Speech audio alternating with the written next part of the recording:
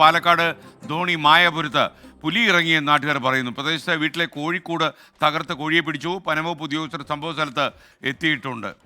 നിഖിൽ പ്രമേഷ് വിശദാംശങ്ങളുമായി ചേരുന്നു. നിഖിൽ, വിവരങ്ങൾ.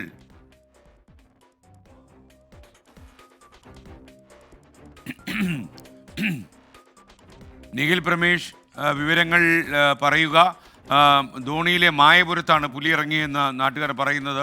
കോഴിയെ പിടിച്ചുകൊണ്ടുപോകുന്ന ഒരു ദൃശ്യവും പുറത്തു വന്നിട്ടുണ്ട്. കോഴിക്കോട് തകർത്താണ് കോഴിയെ പിടിച്ചത്. നാട്ടുകാർക്ക് ഭീതിയുണ്ടെന്ന് തോന്നുന്നു. നിഖിൽ പ്രമേഷ്, കേൾക്കാമോ? വിവരങ്ങൾ എന്തൊക്കെയാണ്?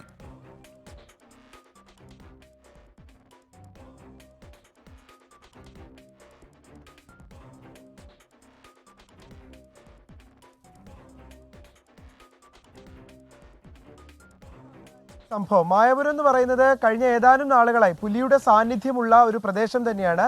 അവിടെയാണ് ഇന്ന് പുലർച്ചെ ഏതാണ്ട് 12 മണി കഴിഞ്ഞാണ് ജയശ്രീ എന്നയാളുടെ വീട്ടിൽ ഈ പുലി എത്തിച്ചേരുന്നത്.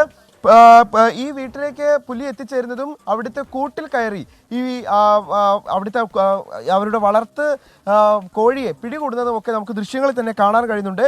ഈ കോഴിയെയും കൊണ്ട് ഈ വീട്ടിൽ നിന്ന് പോകുന്ന ദൃശ്യങ്ങളാണ് ഇപ്പോൾ പുറത്തു വന്നിട്ടുള്ളത്. ഇപ്പോൾ വനംവകുപ്പ് ഉദ്യോഗസ്ഥർ ജയശ്രീയുടെ വീട്ടിലെത്തിയിട്ടുണ്ട് എന്നുള്ളതാണ് നമുക്ക് മനസ്സിലാക്കാൻ കഴിയുന്നത്. ജയശ്രീയുടെ വീട്ടിലെത്തിയ വനംവകുപ്പ് ഉദ്യോഗസ്ഥർ കൂടുതൽ വിവരങ്ങൾ ശേഖരിച്ചു പോരുകയാണ്.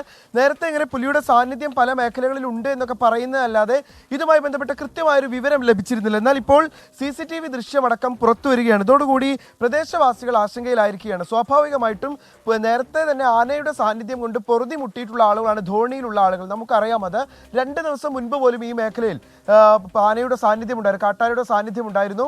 അതിനൊപ്പം തന്നെ ഇപ്പോൾ പുലി കൂടി ജനവാസ മേഖലയിലേക്ക് എത്തുന്നു എന്ന് പറയുമ്പോൾ മായപുരത്തുകാരെ സംബന്ധിച്ചിടത്തോളം വലിയ ആശങ്കയും ഭീതിയും ഒക്കെയാണ്. എന്തായാലും വനംവകുപ്പ് സംഘം ഇപ്പോൾ സംഭവ സ്ഥലത്തെത്തി കൂടുതൽ വിവരങ്ങൾ ശേഖരിച്ചുകൊണ്ടിരിക്കുകയാണ്. സമീപത്തൊരു വീട്ടിലും അടുത്ത ദിവസം തന്നെ കഴിഞ്ഞ ദിവസങ്ങളിൽ പുലിയുടെ സാന്നിധ്യം ഉണ്ടായിരുന്നു എന്നുള്ളതാണ് പ്രദേശവാസികൾ പറയുന്ന കാര്യം.